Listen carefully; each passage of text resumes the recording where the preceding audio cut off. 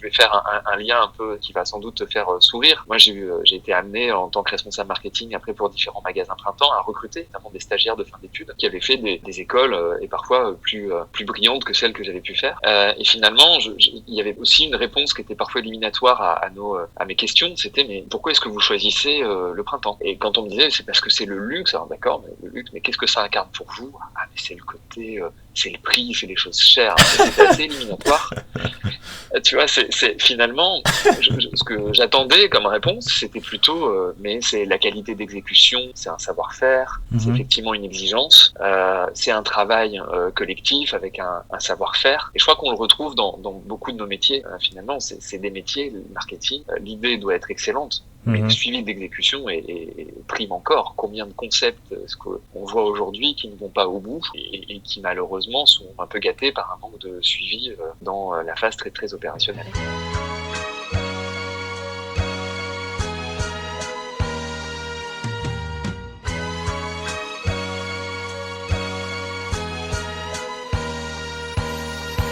Bonjour à toutes et à tous, je suis Eddy et vous écoutez un nouvel épisode du Brand Podcast. La saison 3 continue de battre son plein et je remarque que ce nouveau format vous plaît beaucoup, particulièrement parce que j'ai des retours maintenant sur Instagram. D'ailleurs, pour toutes les personnes qui ne follow pas le Brand Podcast sur Instagram, là maintenant on a une page, voilà.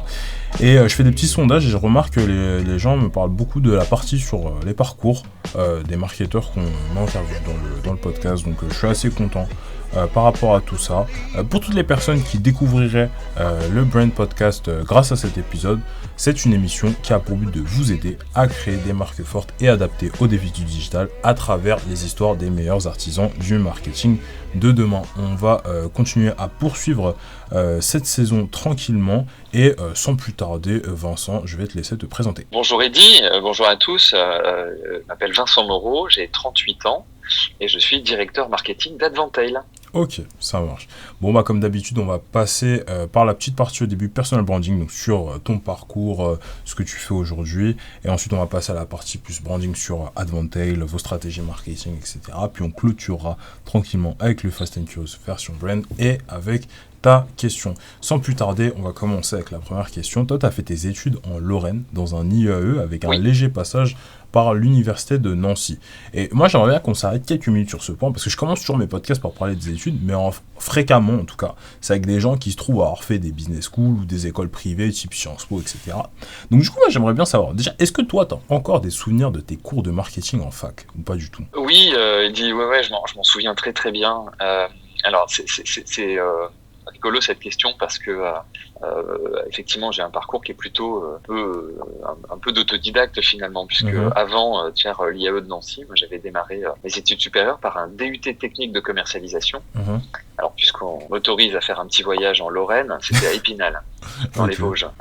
Et puis après, je me rendais compte que ça fonctionnait bien. Au début, j'avais envie de faire des études courtes, et puis on commençait à avoir des cours de distribution et de communication. Et puis je me suis rapproché de ma famille qui était à Metz en allant à Nancy. J'ai commencé par un master en communication dans un format d'université qui n'existe plus. Ça s'appelait les IUP, Institut Universitaire Professionnel. C'était un master 1, un master en 4 ans.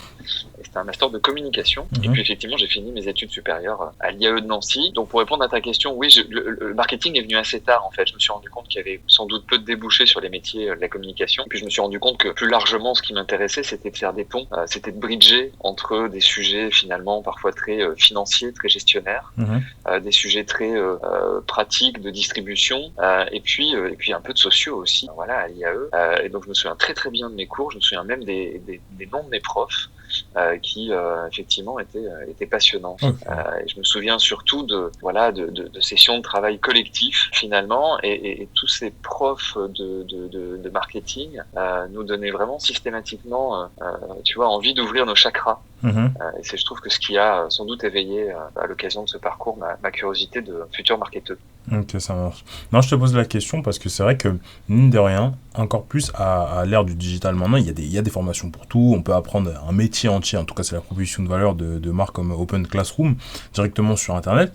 Et du coup, je me demande si en fait, aujourd'hui, c'est toujours aussi pertinent de faire des études dans le marketing directement, au sens un peu plus scolaire du terme, quoi. Enfin, est-ce que dans ta carrière, tes premiers cours de marketing, ils t'ont servi, ou c'était purement du terrain et t'as déjà tout apprendre là-dessus, quoi? Un peu les deux, hein, mon capitaine. C'est vraiment à la fois, je pense que ça pose quand même les bases d'une méthodologie qui est indispensable. C'est quand même un métier. Hein, c'est-à-dire que ça te permet de te créer des réflexes, en tout cas d'aller chercher les références, d'avoir aussi des mentors qui puissent t'éclairer, tu vois, au début de ton parcours. Et puis c'est aussi l'apprentissage justement j'ai fait un IAE en formation initiale. Un IAE, en fait, c'est mon master de gestion, je l'ai fait en un an, formation accélérée avec des profils extrêmement hétérogènes. Autour de moi, il y a des gens qui avaient des diplômes de finance, des diplômes de pharma, des diplômes d'agro. En fait, ça nous a permis de développer une forme de culture commune sur voilà des ateliers start-up, des ateliers voilà autour d'études de cas. Et donc c'était oui essentiel. Après, tu vois dans mon parcours, dans la suite de mon parcours, il a commencé sur le terrain et donc j'ai mis quelques années avant d'appliquer les concepts que j'avais appris à l'école, ouais, c'est certain. Ok, ça marche. Le sujet de la marque, c'est quand même le truc qui entoure tout ce podcast, et particulièrement autour du personal branding. Et c'est vrai qu'en France, particulièrement, on aime bien quand même les écoles, on aime bien les business schools, on aime bien notre système en 3+2, ce qui n'est pas trop le cas finalement des US, où il y a beaucoup de gens qui ont drop out et qui sont, entre guillemets, admirés dans la société actuelle. Est-ce que toi, à un moment, le fait d'avoir fait un IAE, une fac, par rapport à avoir fait une école de commerce, ça t'a pénalisé dans ta carrière ou à aucun moment? Non, je dois l'admettre, non, parce que j'ai eu la chance dans mon parcours de rencontrer finalement des managers qui ont fait confiance sans doute à la personne que j'étais, ou en tout cas ça s'est fait avec le temps, plus que voilà au casting de l'école que j'avais pu faire ou pas faire d'ailleurs.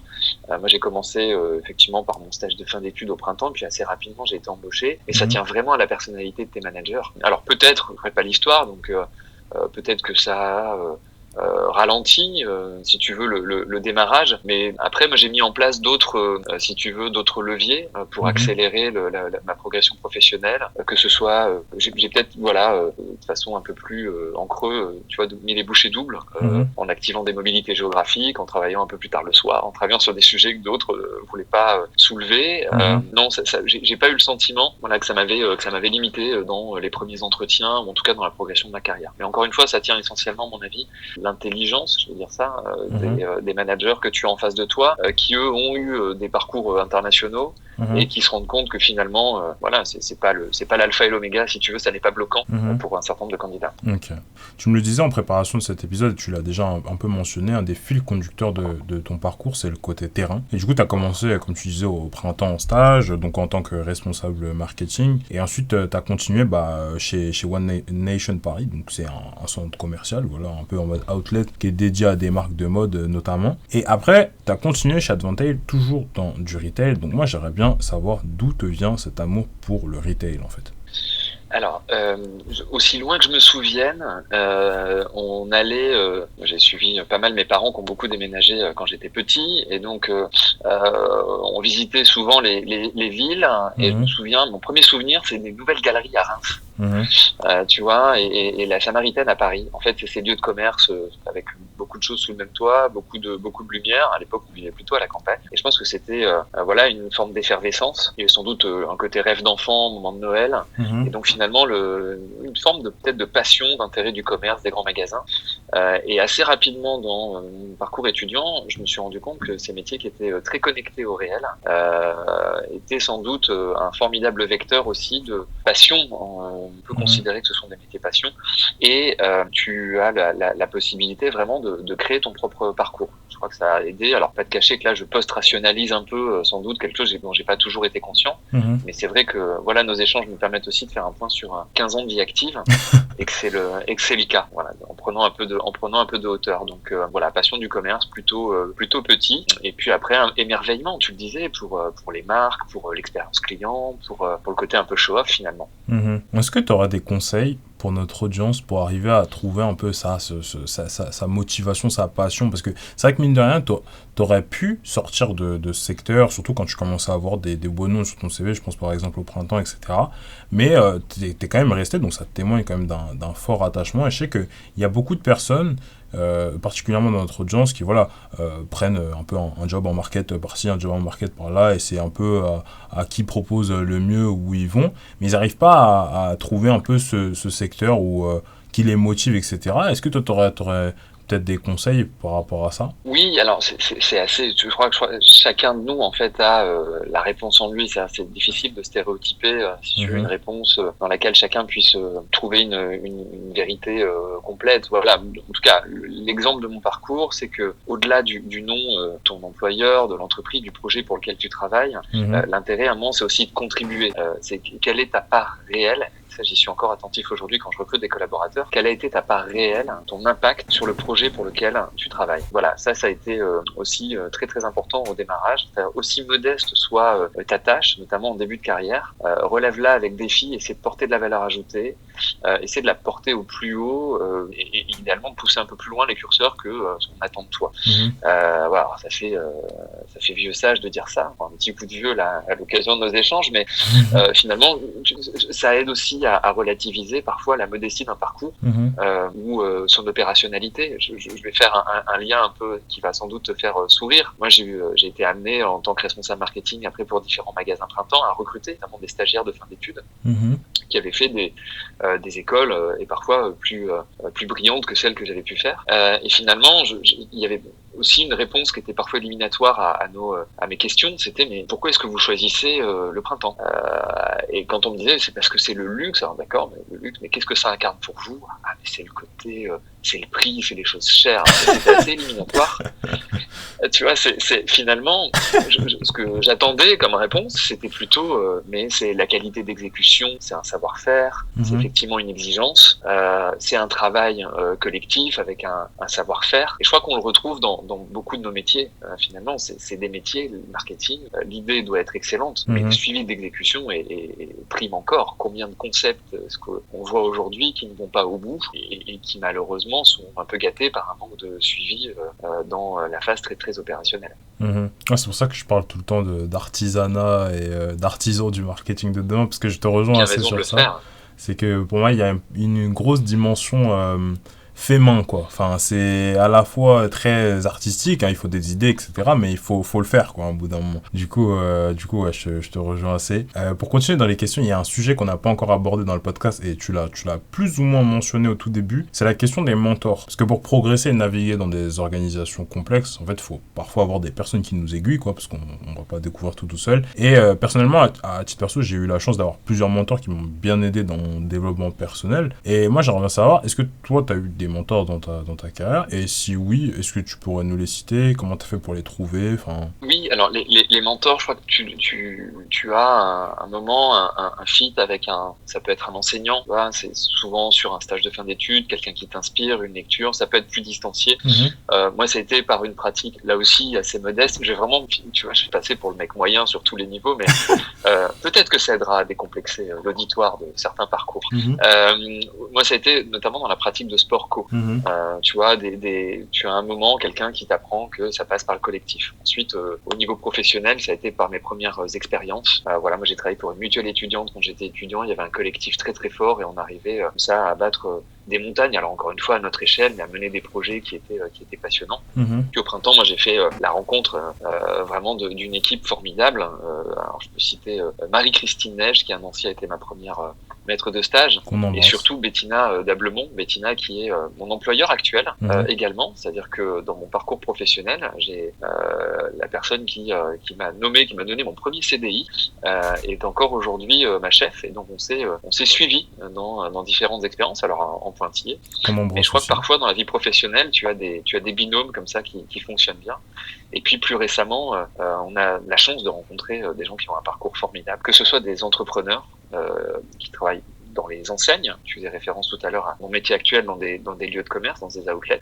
On a la chance de rencontrer des entrepreneurs qui sont extrêmement inspirants, qui sont pleins de courage. Là, la liste serait trop longue, vraiment parfois des marques indépendantes, on pourra y revenir tout à l'heure. Et puis mon patron actuel, je vais le citer aussi, c'est Franck Perchel. Franck qui a fondé Advantel il y a quelques années et qui a un parcours professionnel, un parcours de vie admirable et qui est vraiment un visionnaire sur son secteur.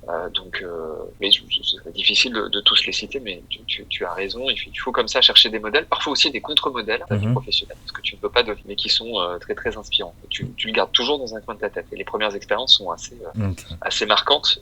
D'ailleurs, je crois que tu retiens là aussi dans la capacité d'accompagner. Moi, je prends aussi plaisir aujourd'hui en manager à recruter ou à garder des gens dont j'ai croisé le parcours à un moment. Et ça, c'est un élément dont tu es particulièrement fier les années passant, c'est que les équipes te suivent. Ouais. Je voulais te demander du coup par rapport à ces mentors, parce que tu les as cités, ils sont nombreux, mais comment toi tu fais pour qu'ils acceptent de t'accompagner? Parce que toutes ces personnes, c'est des gens qui ont pas beaucoup de temps, qui ont des responsabilités, etc. Et enfin, il faut quand même arriver à créer cette relation et à ce qu'il y ait un espèce de consensus sur l'accompagnement, etc. Est-ce que tu aurais des conseils par rapport à ça? Waouh, je sais pas si c'est des conseils parce que tu leur poserais la question. Je vais pas être grossier là dans le podcast, mais je suis particulièrement poil à gratter. Pour rester poli. Non, je pense qu'on se bouscule mutuellement, c'est-à-dire que le fil conducteur de ces mentors, c'est qu'ils sont d'une exigence supérieure à celle que j'aurais eue à mon égard. Voilà, donc ça t'incite à être meilleur, c'est ça finalement. La définition du mentor, c'est quelqu'un qui te bouscule un peu. Voilà, peut-être qu'à ma façon, j'essaie aussi de les bousculer un peu. C'est parfois pas évident quand il s'agit de tes hiérarchiques, parce qu'évidemment, en garçon bien élevé, tu es obligé de les respecter.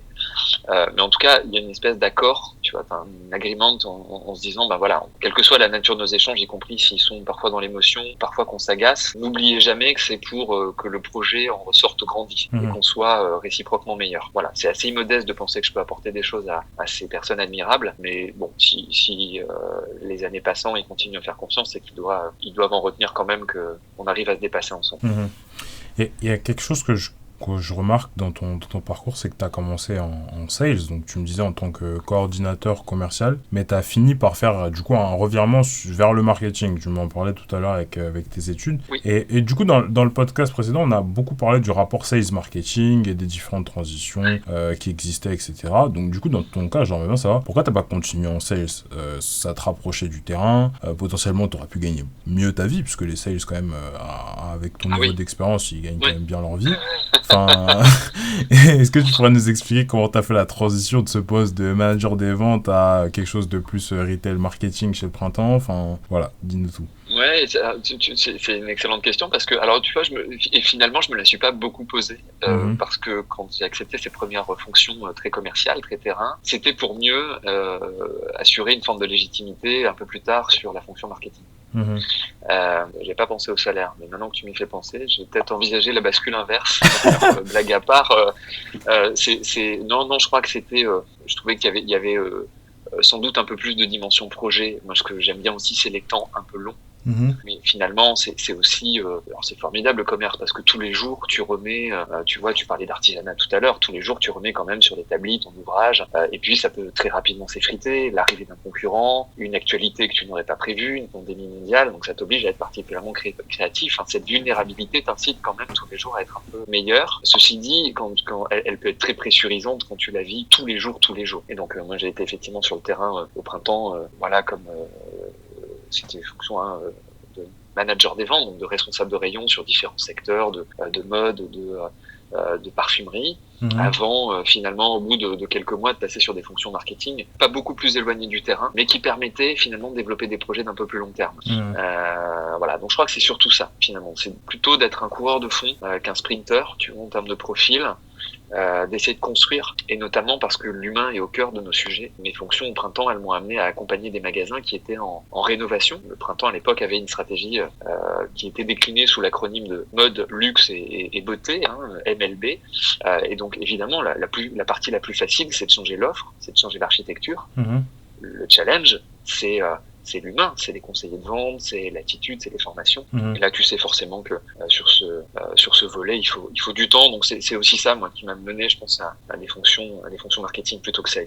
Okay. Tu as raison, je vais intégrer la partie salaire dans les prochaines souhaits d'évolution. Je rebondis juste avant que de continuer sur mes questions, sur un truc que tu as dit. C'est sur la partie face à face avec le client et surtout énergie. Parce que moi, je pense sincèrement que pour faire une très longue carrière en sales, faut avoir un cardio exceptionnel. Vraiment, par rapport au marketing, je trouve que vraiment le sales, il a cette capacité d'apnée, entre guillemets, de son énergie incroyable. Mais je sais pas si tu me rejoins sur ce point-là, parce que c'est vrai que c'est toujours un peu une guéguerre entre les deux, mais pour moi, je trouve que à titre perso, c'est quand même plus prenant quand même, et je sais pas si sur le long terme, c'est toujours aussi possible d'être 24/7 comme ça, dans le rush, et en face avec le client, et toujours à négocier, etc. Enfin, j'aimerais bien juste avoir ton avis sur ça. Écoute, moi, ce qui m'a le plus impressionné dans les fonctions sales, c'est l'aspect on-off. Tu n'as pas le droit d'être off. Là, je te rejoins. Mhm. Effectivement, tu peux l'apparenter à une course de fond. Alors, il y a quand même des périodes pendant lesquelles, finalement, tu peux te permettre, j'ai envie de dire, d'être un tout petit peu en mode récup. Mhm.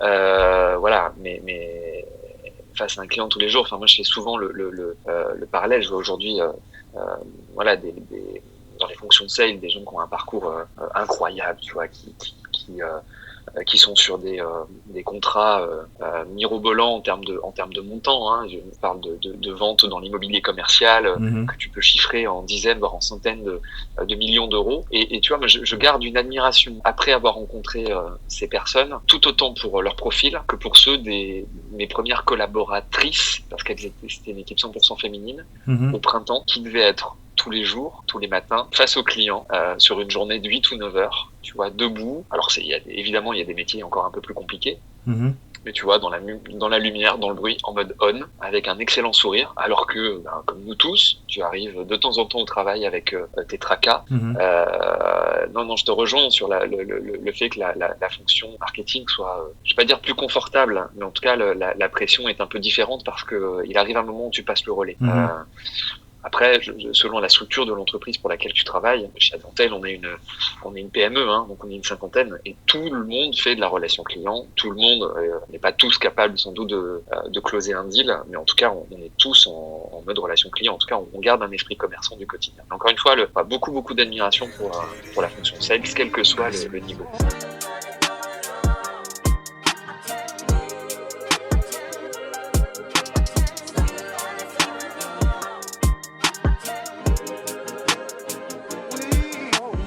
Ok, bon, je te rejoins assez sur ce point-là. Avant qu'on rentre sur la partie marketing avec du coup, le focus point sur Advantel, j'aimerais qu'on parle d'une chose. Aujourd'hui, ça fait plus de 10 ans que tu travailles au sens tout court, quoi. Tu travailles, et chez Advantel, tu as eu deux postes. Donc, dans un premier temps, le poste de directeur marketing et communication pendant 4 ans, et maintenant le poste de directeur marketing et innovation. Alors, je sais que tout le monde apprécie le fait de s'appeler innovant. On va trouver des innovants partout, à toutes les sauces. Tout le monde innove, alors que les gens, ils innovent pas vraiment. Et moi, j'aimerais bien savoir, c'est quoi la différence entre ton ancien job et le nouveau job, et ça implique quoi concrètement dans tes missions au quotidien? Ta question est pile poil dans notre actualité du moment. Merci de la poser. Alors, je crois il y a deux sujets. Je vais commencer par un clin d'œil. Je pense en réel, je pense que sur le fond de la mission, en vrai, elle a pas beaucoup évolué. C'est-à-dire que tu sais, le caractère d'innovation, de pousser les curseurs, de mettre en place des nice to have au quotidien, je crois qu'elle est intrinsèque. Après, quand elle rentre dans ton titre, je crois qu'elle permet quand même d'assurer une forme de leadership à l'interne, disant, ok, c'est incarné par un collaborateur de l'équipe. Ok, d'accord.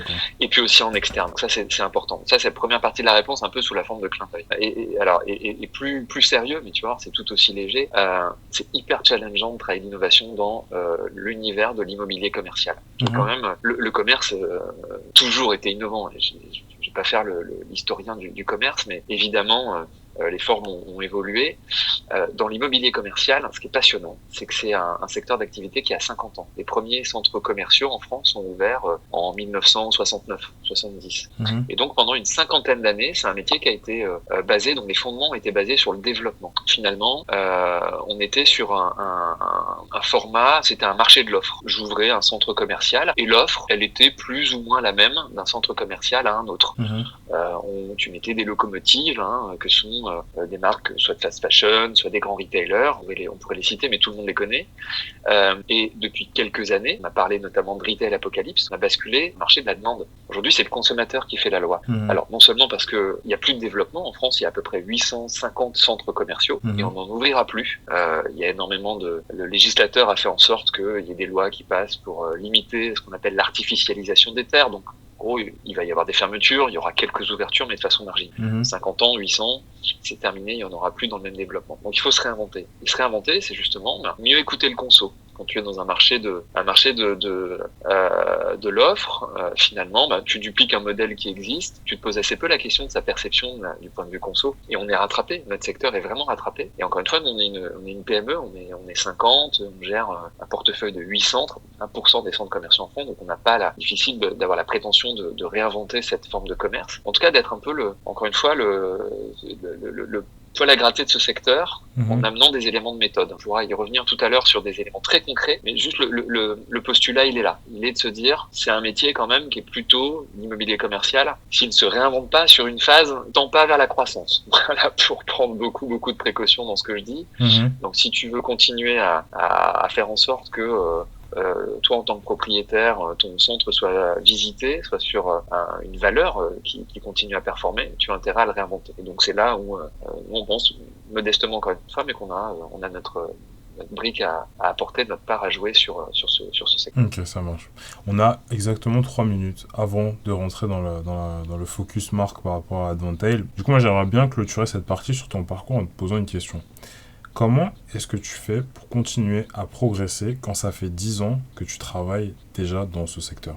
Parce que là, on peut se dire que tu es quasiment arrivé au max de ce que tu peux faire, en fait, en théorie. Je sais pas si tu peux considérer que c'est au max. Alors, je pense qu'il y a... En fait, ton apport change. Ce qui est certain, c'est que ton impact n'est plus le même. Ton impact, il va changer par ta capacité à ce que tu sois un peu inspirant pour d'autres. C'est-à-dire que les concepts, les idées, le lead que tu portes, il puisse être partagé par ton équipe en direct, ça c'est un minimum, que ton équipe puisse aussi influer sur des décisions au niveau de l'entreprise et que ton entreprise influe sur son écosystème, sur tes parties prenantes. Donc pour continuer, si tu veux, à te nourrir, il faut être très bien entouré. C'est-à-dire qu'il faut être dans un environnement qui te challenge. Voilà, et le nôtre l'est. Et particulièrement depuis 18 mois, l'actualité a fait que baisse de la fréquentation drastique, ça précède évidemment la Covid, mais baisse de fréquentation dans les lieux de commerce, donc baisse des loyers et baisse de la valeur des actifs, ça c'est ce qui pend au nez de notre marché. Donc il faut se réinventer. Et l'intérêt c'est de bien s'entourer, et c'est de s'entourer par des gens justement qui peuvent mieux organiser notre veille aussi, ou contribuer à organiser notre veille. Donc ça peut être en agence, ça peut être des gens qui ont développé des tiers-lieux, ça peut être des secteurs complètement différents de lieux de commerce, des secteurs qui ont été disruptés auparavant. Je pense au secteur de l'hôtellerie, plus globalement de l'hospitalité, qui a vécu ce que vit le retail il y a une dizaine ou une quinzaine d'années. Donc c'est très très bien t'entourer, à la fois en externe et puis à la fois dans tes équipes. Donc je sais pas si tu atteins un plafond de verre au bout de 10 ans, mais en tout cas ton impact doit changer, c'est clair, et tu dois pouvoir, voilà, encore une fois... Il y a une formule que je citais Franck Verchel, qui est mon boss, aime bien, c'est tu dois devenir un sachet de thé. Je crois que c'est une formule qui est reprise de l'ex-directrice de l'innovation de chez Accor. C'est infuser, tu vois, infuser auprès de ses équipes. Et c'est comme ça que tu changes ton impact. Ok, je trouve ça très beau et ça clôture assez bien cette partie pour ton parcours. On va passer maintenant à la partie marketing, donc particulièrement par rapport à votre marque. Et pour ceux qui ne connaissent pas Advantail, parce que c'est vrai qu'on l'a pas présenté depuis le début du podcast, Advantail Outlet Management est un opérateur sur les marchés des centres outlet, donc en Europe. Et donc ça désigne, ça commercialise et ça gère des réseaux clés de centres de marque en France. Donc ça, c'est si on en croit ton Google. Ça veut dire plusieurs choses. Ça veut dire que vous allez effectuer énormément de choses en marque blanche. Donc vous allez être face à une variété de parties prenantes, donc comme des marques, des propriétaires, etc. Mais ça veut aussi dire que mécaniquement, en fait, vous allez éloigner vos préoccupations de celles du consommateur final, en fait, parce qu'on peut être pris dans le flot des problèmes liés aux parties prenantes. Moi, j'aimerais bien savoir comment vous arrivez aujourd'hui à le remettre au centre de vos discussions pour assurer qu'à la fin, le service il soit bon et que l'expérience client soit au maximum possible, quoi. tu l'as parfaitement résumé sur notre rôle. Alors concepteur et gestionnaire de centres de marque, on appelle ça finalement en bon français un property manager. Un property manager, c'est un peu l'équivalent d'un syndic. Hein. C'est quelqu'un qui s'occupe finalement de la vie d'un actif, à la fois d'aider le propriétaire à percevoir des loyers, de s'occuper des travaux pluriannuels, etc.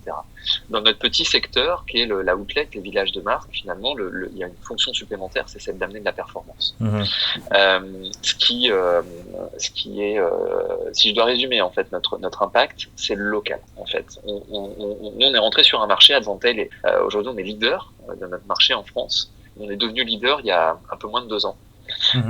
Et les leaders de notre secteur jusqu'ici étaient plutôt européens. Et en fait, dupliquer, ça fonctionnait bien, dupliquer depuis 15 ou 20 ans un modèle qui était éprouvé. En fait, il n'y a rien de plus que les villages de marque X qui se ressemblent tous. Et finalement, ce que tu pouvais considérer il y a quelques années comme une faiblesse, c'est-à-dire moi j'opère en marque blanche, aujourd'hui, via le local, est devenu une force.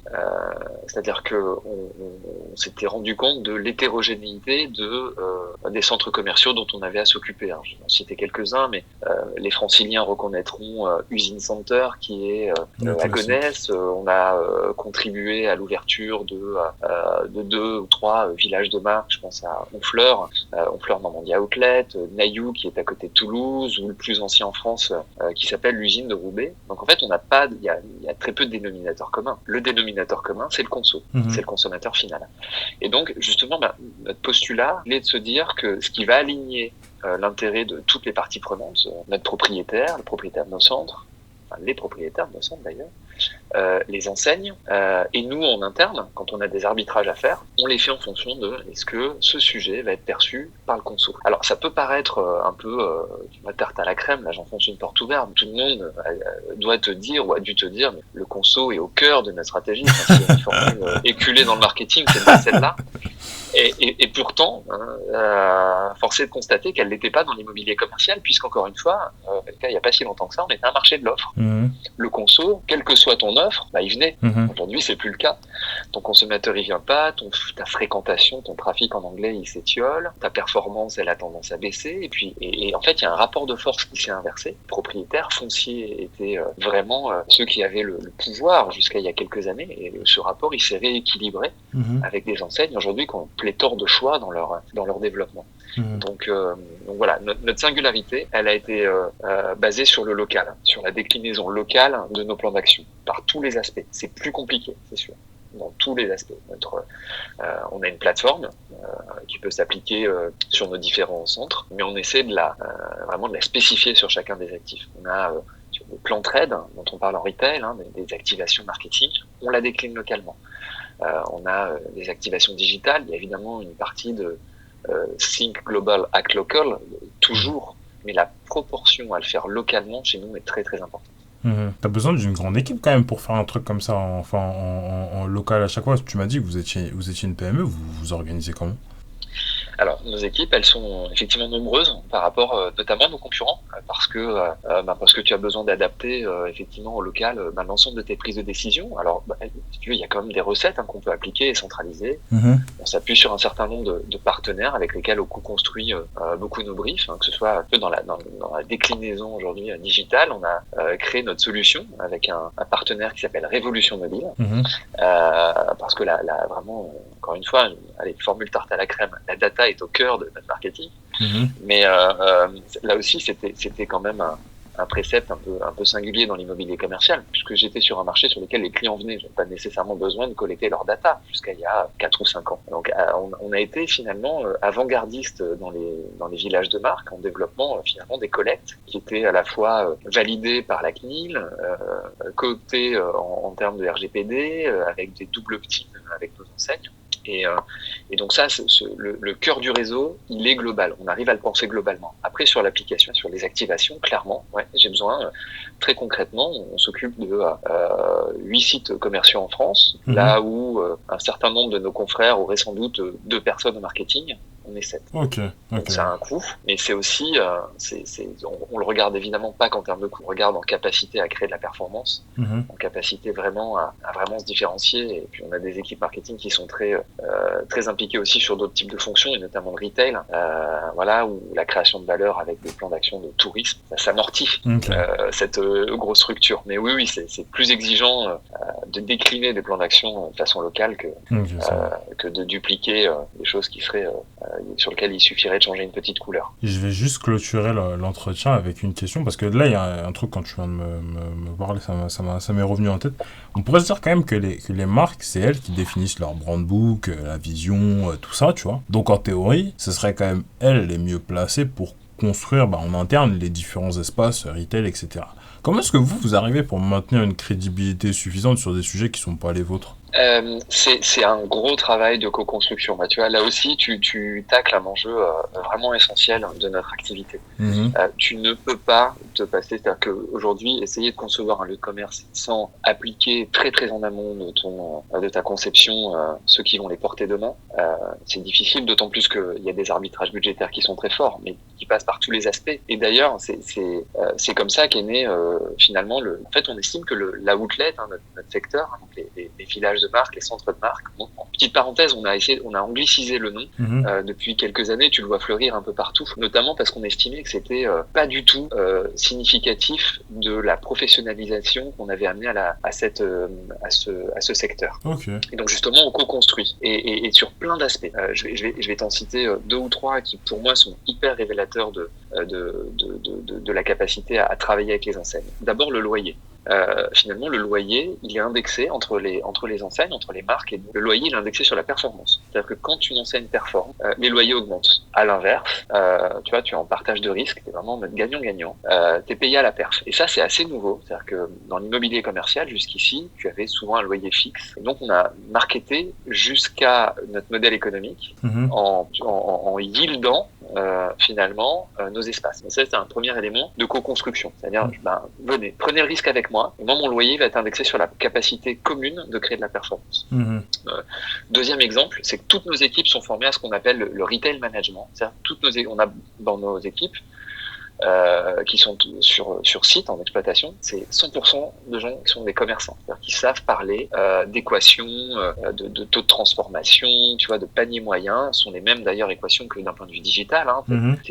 T'es sur ta capacité à créer du trafic, c'est ton CPM style, t'as ton taux d'acquisition, t'as ton taux de transfo, t'as ta conversion, enfin c'est exactement les mêmes indicateurs transférés à un point de vue physique. Donc c'est des sujets passionnants. Mais là aussi on le construit avec les enseignes, c'est-à-dire que on partage nos bases de données, tu vois, sur la fonction digitale. On dit à telle enseigne, tu t'implantes dans un territoire, sur un lieu de commerce physique, ayons des actions communes sur la partie digitale. C'est quand même, il faut dédoubler nos budgets pour être plus efficace. Donc il y a plein d'aspects, et évidemment le dernier élément c'est dans les shop fit, c'est dans le design des boutiques, dans celui de l'expérience, qu'on essaie évidemment de co-construire avec les marques, parce que sinon l'expérience finale elle est tellement altérée que le conso va pas s'y retrouver. Donc en tout cas, je pense que ça s'entend là, parce que je m'entends te le dire. Tu vois que depuis 10 ans, on peut rester sanguin et vigoureux. Mais voilà, contribuer à professionnaliser un secteur, et je reviens à une de tes questions initiales sur comment est-ce que tu peux arriver un peu à renouveler, tu vois, ton jeu, comme pourrait le faire un sportif de haut niveau. C'est la passion, c'est de voir les opportunités de ton secteur et professionnaliser justement ce secteur, c'est top. Donc nous on considère que la outlet, c'est à l'avant-garde. C'est à l'avant-garde de l'immobilier commercial par les aspects que je viens de te décrire. Ok, ça marche. Bon, on aura probablement pas le temps de faire le Fast and Curious version brand.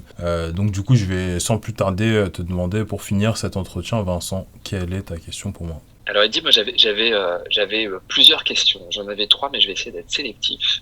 Je voudrais un conseil lecture de ta part, parce que je te sens toujours extrêmement pointu. Tu arrives, et je me demandais justement, ça rejoint un peu ta question, sur tes inspirations, et je voulais un conseil lecture, un tips de ta part. Ok, par rapport à un conseil lecture, c'est vrai que t'as toujours les gens qui vont te citer des bouquins ultra connus, tu vois. des trucs un peu basiques sur le business. Moi, je sais quand je suis rentré en école de commerce, un des premiers bouquins que j'ai lu, c'était le Personnel MBA, et ça a probablement changé ma vie, parce que c'était extrêmement concret, divers, etc., etc. Mais en fait, moi le livre que je conseillerais, c'est plus un livre qui n'a rien à voir avec le business, qui est de David Deida, qui s'appelle The Way of the Superior Man. Donc le titre est assez flashy comme ça. Mais en fait, c'est un livre qui parle de la manière dont tu devrais vivre ta vie, tu vois. Et c'est assez bizarre comme concept, parce que c'est vrai qu'à aucun moment dans sa vie, on a quelqu'un qui nous explique à peu près comment est-ce qu'on devrait vivre sa vie, tu vois. Et moi, personnellement, c'est un livre qui m'a bluffé, parce que c'est écrit d'une manière à ce que, en fait, ce soit découpé par leçons, un peu à la manière de ce que on pourrait retrouver dans 48 Laws of Power. Donc c'est un autre bouquin pareil, mais ça, je trouvais ça un peu long. Mais du coup, dans le premier bouquin que je te mentionnais, il t'explique en fait par leçon, tu devrais faire ci, tu devrais faire ça, tu devrais faire ci, tu devrais faire ça. Et en fait, on pourrait se dire que c'est assez impératif comme truc, quoi. Le mec te connaît pas, il dit tu devrais faire ci, tu devrais faire ça, etc. Mais en fait, c'est toujours appuyé avec énormément d'exemples, et c'est basé sur beaucoup de qualités humaines, donc la compassion, ce genre de choses, etc. Et je sais qu'à titre personnel, je relis peu de livres, mais c'est un des livres que j'essaie de relire de temps en temps le soir, parce que en fait, c'est un bouquin qui se lit dans le désordre, quoi. On peut juste passer comme ça, tomber sur une page, lire un truc. Tu peux picorer de façon assez inspirante. C'est ça, exactement. Je vais prendre le conseil. Et je trouve que c'est assez important, parce que ça aborde plein de sujets, hein, pas nécessairement que développement perso, ça apporte aussi un peu de business, un peu de relations amoureuses aussi. Enfin, le mec aborde plein de trucs, et je le connaissais pas, mais je trouve qu'il écrit vachement bien. Voilà. Donc David Deida, ouais, c'est ça. Ça clôture effectivement assez bien cet épisode. Je trouve qu'il était vraiment cool. On a jamais parlé de retail, je crois, sur le podcast, et je trouve que t'as su en tout cas nous transmettre ton amour pour tout ce secteur en moins de 45 minutes. Pour toutes les personnes qui nous écoutent toujours, après un peu plus de 44 minutes d'écoute, vous pouvez toujours liker la vidéo si vous la regardez sur YouTube. Le podcast est disponible gratuitement. Brand Podcast, donc BRVND Podcast sur YouTube, pour si vous n'avez pas d'abonnement sur les plateformes de streaming. Vous pouvez aussi nous mettre un petit commentaire sur Apple Podcast, mettre une review, ça nous permet de monter dans la catégorie marketing. On est classé depuis la première saison, donc ça aide beaucoup. On s'approche gentiment des 1000 écoutes, donc je pense qu'à l'heure où vous écoutez le podcast, on va y être. Et moi je trouve ça plutôt cool, parce que ça fait moins d'un an que j'ai lancé le podcast, que je fais des saisons avec des pauses, etc.